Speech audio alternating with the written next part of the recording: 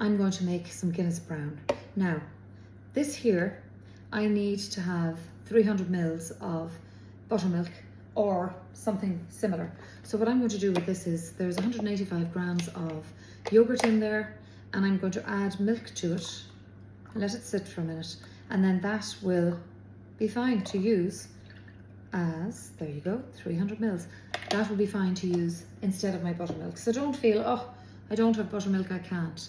You can make buttermilk with milk and lemon juice or yogurt that's past its sell-by date. I use it all the time. Now, let's get the wet ingredients ready first. So we need 1 can, 500 mils of Guinness. Ooh. You can see I'm not a Guinness drinker, or I wouldn't have let that spill all over the place. But I do love a Guinness brown. I like to clean as I go. I think it's really important.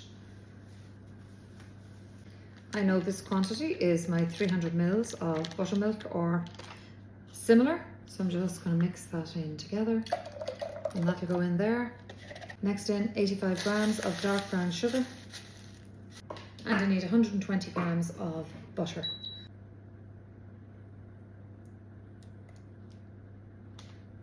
I don't measure by eye. I'm careful when I'm sharing recipes, but you do develop a sense of quantities. Let's get the 85 grams of treacle in. Careful, these tins, oh my God, I've had such a bad cut from them. So try not ever to put your hand on the top of them in case you get yourself one mother of a cut.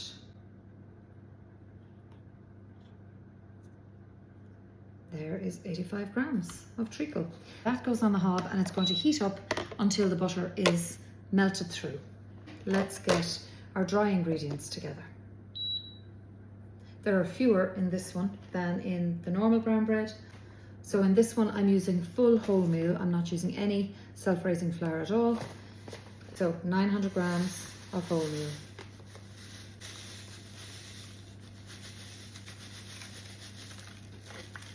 You need 85 grams of oat bran, and you need 1 tablespoon of bread soda, baking soda, bicarbonate soda. All those names mean the same thing.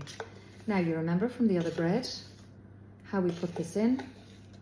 So we put it into our hand and then you kind of mash it. Mom used to do it like this with her thumb.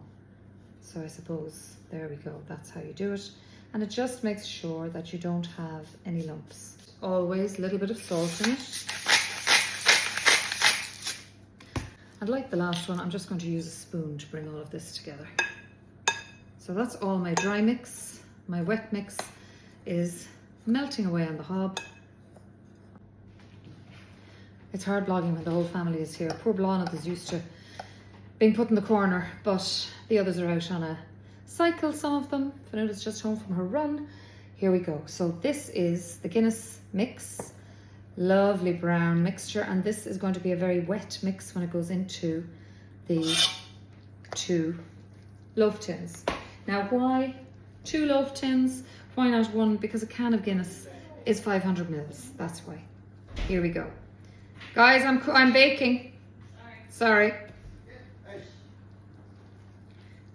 Probably should have used a bigger spoon, but that's fine.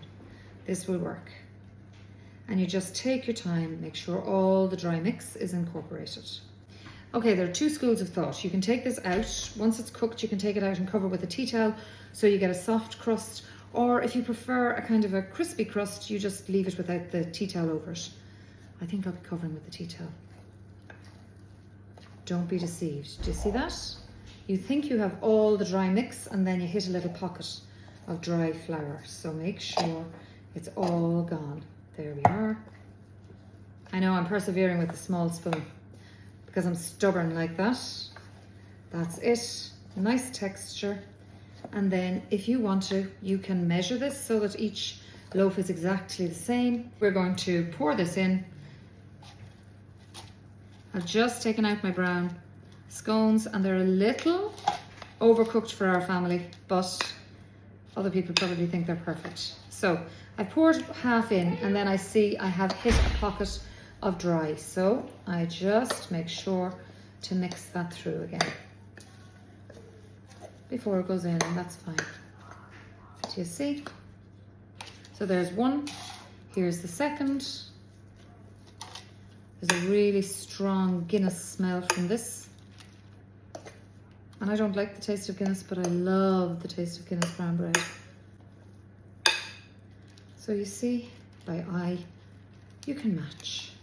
That's one. This one here could do a little bit more. And I like to fill to the corners so that you don't kind of have a fall off and a big rise in the middle.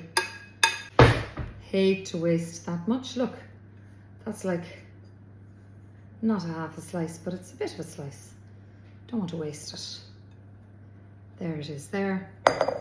And then this here too. Off the spoon. That's it.